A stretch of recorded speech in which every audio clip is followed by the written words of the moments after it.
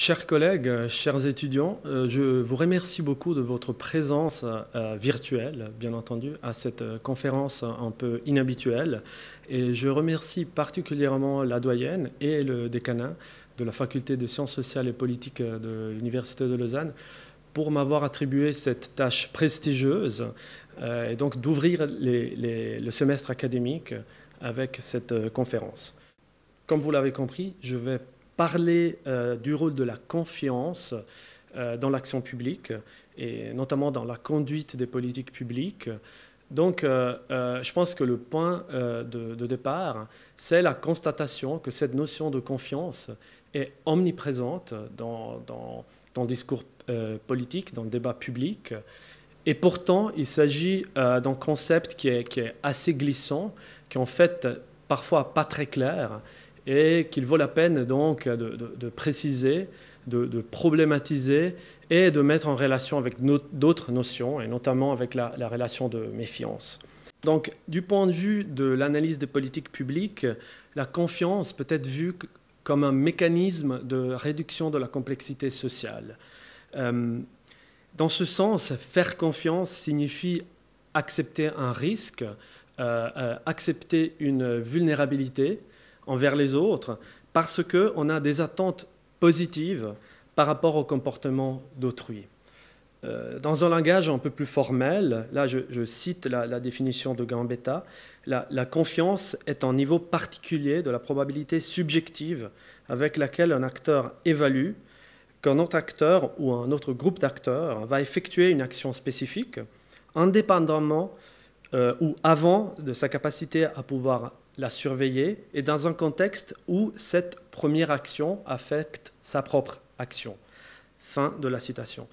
Et donc, par conséquent, la confiance est une condition nécessaire pour le développement d'interactions collaboratives, coopératives, et aussi, donc, par conséquent, pour l'élaboration, pour la mise en place et pour l'acceptation des politiques publiques. Donc, d'où vient la confiance? C'est un long débat. Disons qu'en principe, il y a deux positions principales. Soit la confiance est le produit d'une longue histoire qui est incorporée dans la vie collective d'une société, et par là, donc, elle constitue une condition préalable qui a une genèse historique pour le bon fonctionnement des systèmes politiques. Soit, et c'est la perspective inversée, elle est le produit, disons, à court terme ou à moyen terme, d'un système politique qui fonctionne bien. On peut essayer de réconcilier ces deux positions si on postule l'existence, en tout cas potentielle, d'une dynamique qu'on peut appeler un cercle vertueux, par laquelle ces deux processus s'auto-renforcent de manière séquentielle. Il y a par ailleurs aujourd'hui pas mal d'études selon lesquelles aujourd'hui on observe plutôt la dynamique inverse, plutôt le contraire, c'est-à-dire non pas ce cercle vertueux, mais un déclin progressif de la confiance dans les systèmes politiques, bien entendu avec des variations importantes entre les pays, mais c'est une autre histoire, une question très importante bien entendu, mais que je ne vais pas aborder directement ici. Deuxième point, c'est utile de distinguer la confiance qui concerne les attentes relatives aux capacités des décideurs politiques de résoudre des problèmes de société, donc une confiance dans la compétence des décideurs, de la confiance dans l'engagement des décideurs politiques en faveur de l'intérêt public. Donc une confiance plutôt dans les intentions des décideurs. Aujourd'hui, je vous parlerai plutôt de la première dimension de la confiance, c'est-à-dire la confiance dans la compétence, en vue de la résolution de problèmes sociaux. Dernier point qui est assez important. Dans le discours politique, on a tendance à attribuer une connotation invariablement positive à la confiance dans les autorités publiques. Et vice-versa, une connotation négative à la méfiance. Et pourtant, il faut reconnaître, je crois, qu'un peu de méfiance, dite fonctionnelle, peut être utile bénéfique pour le système politique et les institutions démocratiques incorporent d'ailleurs dès le début et de manière assez explicite cette idée de méfiance fonctionnelle. C'est-à-dire que le bon comportement des gouvernants ne peut pas être tenu pour acquis, mais il faut toute une série de règles, les principes fondamentaux, la division des pouvoirs, la limitation des mandats des élus, parmi d'autres, pour se prémunir contre les éventuels abus de confiance. Donc, au fond, ce n'est pas tout à fait surprenant. Il reste, bien entendu, encore pas mal de questions qui sont ouvertes. D'un côté, on aimerait mieux saisir comment les relations de confiance et les relations de méfiance interagissent dans différents contextes et aussi sur plusieurs niveaux de gouvernance pour influencer les politiques publiques. Et d'un autre côté, on se pose la question des conditions dans lesquelles les politiques publiques peuvent façonner ces relations de confiance et de méfiance entre différentes catégories d'acteurs, comme par exemple les décideurs, les administrations publiques, les régulateurs indépendants, les tribunaux et les citoyens, bien entendu. Donc, dans notre projet européen TIGRE, que je co-dirige avec le professeur Yannis Papadopoulos, avec 9 institutions partenaires que vous voyez à l'écran, on traite de ces questions, parmi d'autres. Si vous êtes intéressé, vous pouvez aller voir le site. Je vous encourage même de le faire. Donc, dans ce projet, pour rendre compte de la nature relationnelle de la confiance, nous utilisons une approche en termes de régime, à savoir un gros d'interaction institutionnalisée entre différentes catégories d'acteurs. Et nous appliquons cette approche à l'étude et à l'analyse comparative de configuration d'acteurs dans une dizaine de pays et dans 3 domaines: la régulation du secteur financier, la régulation de la sécurité des aliments et la régulation des communications et la protection des données électroniques.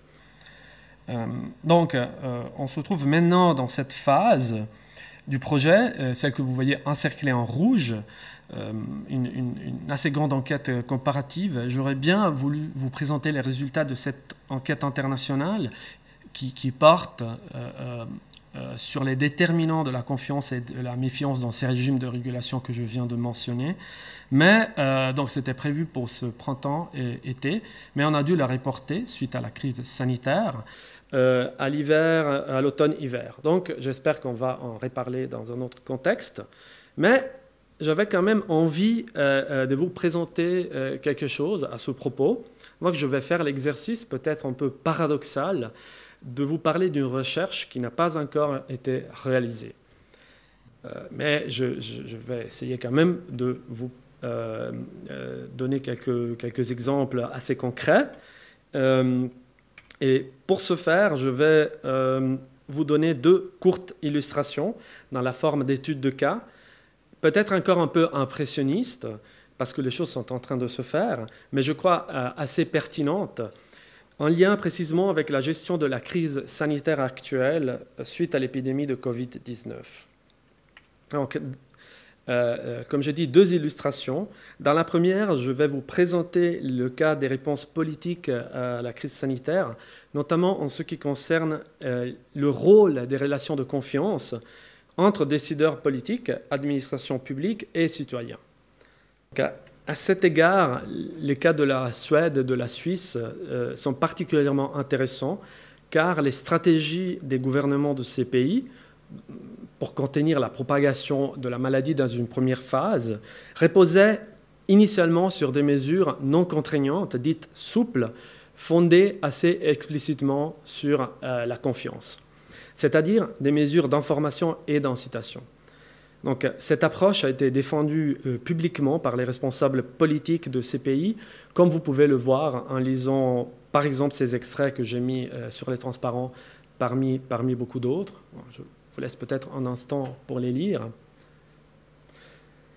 Et donc, comme vous le savez, très certainement, ces mesures ont principalement consisté dans des campagnes d'information sur l'application volontaire de normes d'hygiène et des normes de distanciation sociale, qui ont été lancés grosso modo entre la mi-février et début mars 2020 et qui ont été largement diffusées et relayées par les médias. Les autorités publiques dans ces pays avaient prévu que le respect de ces mesures souples aurait été assuré par les niveaux très élevés de confiance d'un côté interpersonnel et d'autre côté de confiance dans les institutions politiques qui existeraient dans ces deux pays. Et en effet, selon plusieurs enquêtes empiriques, comme ici vous voyez les sondages Eurostat, il s'agit de pays qui peuvent être considérés comme à confiance élevée. Alors, qu'est-ce qui s'est passé? C'est pas facile d'évaluer les résultats de ces stratégies, car la situation est toujours en évolution, entre autres. Mais quand même, à la fin de cette première phase, les premiers mois, disons, de réaction à la crise, on voit une différence assez remarquable entre l'approche suisse et l'approche suédoise. Ça dépend bien entendu aussi des indicateurs. Ici, vous voyez le nombre absolu de cas cumulés. Mais si on prend d'autres indicateurs, par exemple la surmortalité, la différence est encore plus frappante. Donc dans ce cas, la Suède a affiché un taux de surmortalité qui est 2,5 fois plus élevé que la Suisse sur 100 000 habitants. Et donc, il y a quand même des différences qu'on va essayer d'interpréter. Et donc, comment faire sens de ce qui s'est passé? On a déjà pas mal de documentation sur l'approche suisse, ce qui est remarquable, disons à court terme. On a des prises de position, des rapports, des communiqués de presse et surtout des procès-verbaux des séances de différents organes, dont la première task force qui a été mise sur place par la Confédération. Sur cette base, on peut déjà avoir un assez bon aperçu du processus de décision.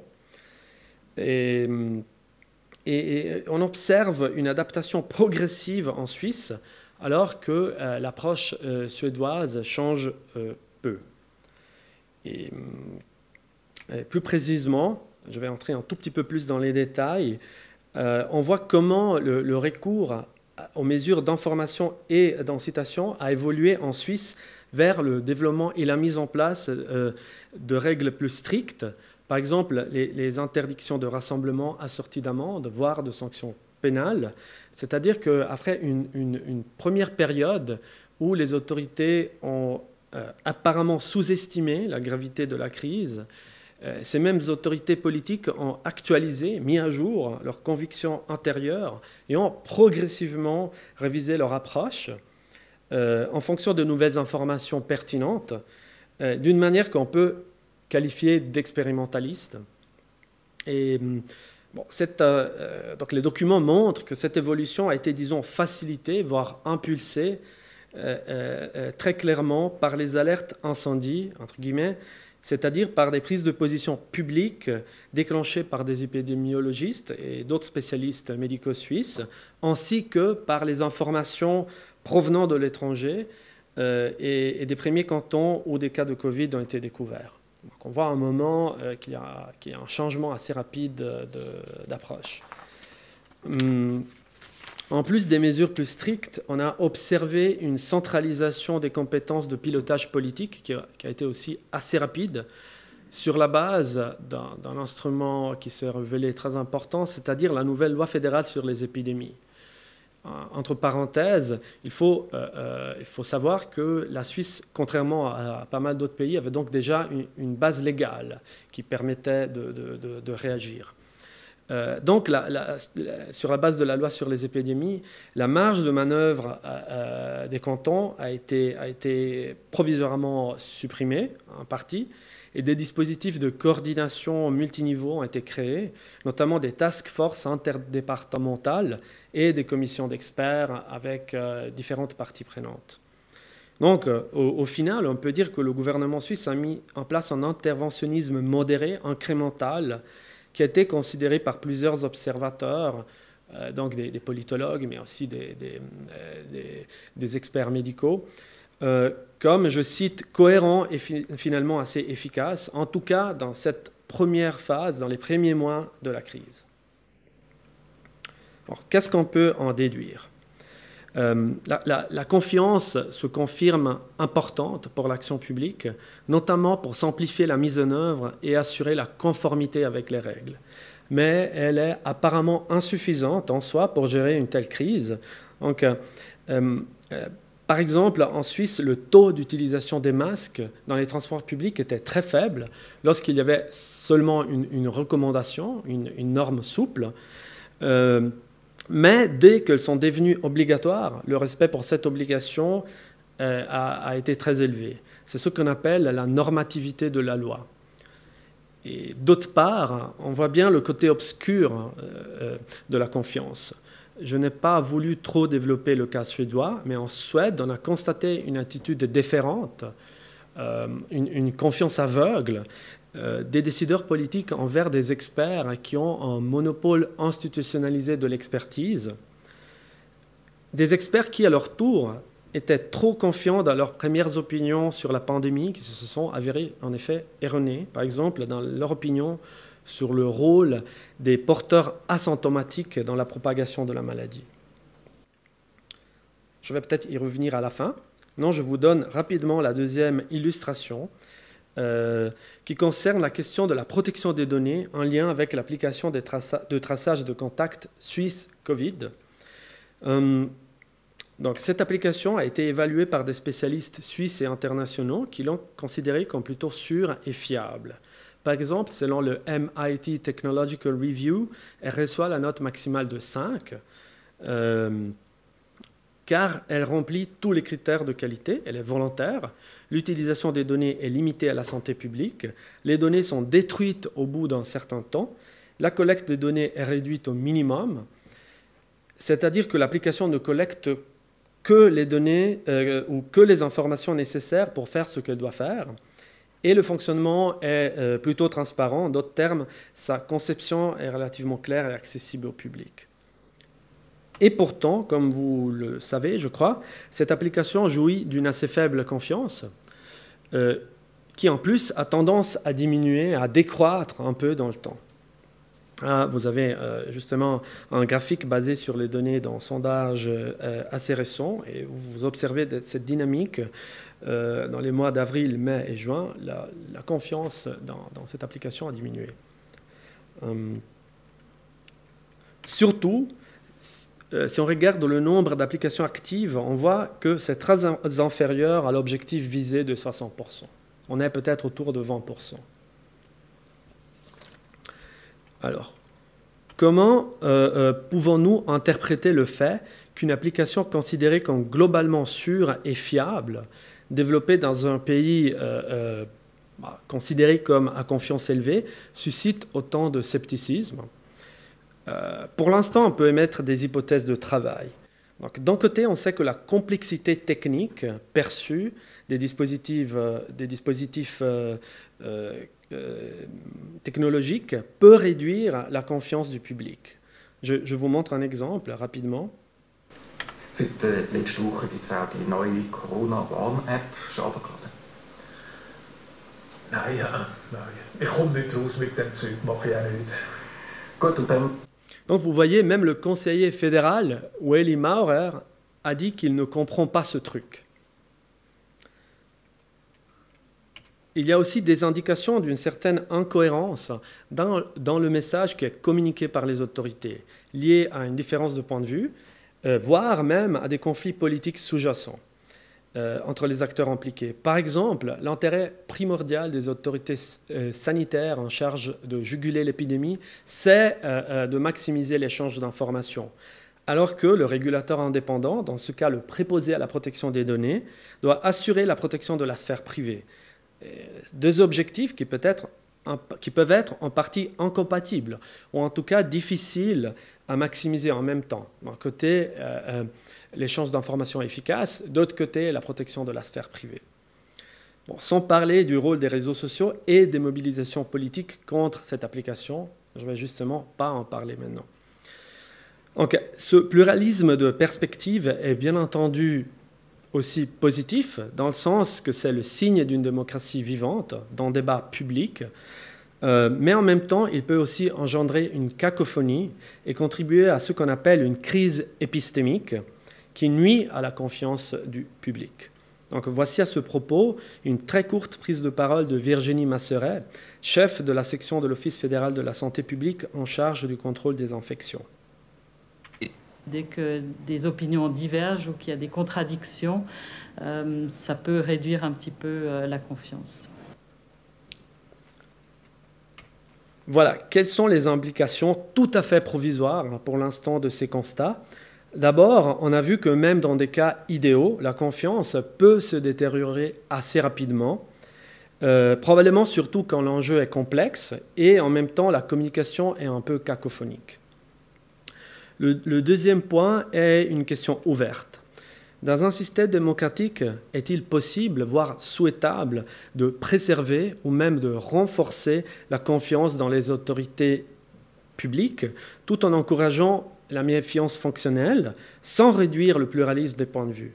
Est-ce que c'est un dilemme incontournable de l'action publique ou est-ce que les décideurs et les autres acteurs impliqués peuvent trouver un équilibre dans la conduite des politiques publiques qui permettent de faire coexister, peut-être même coévoluer la confiance et la méfiance fonctionnelle?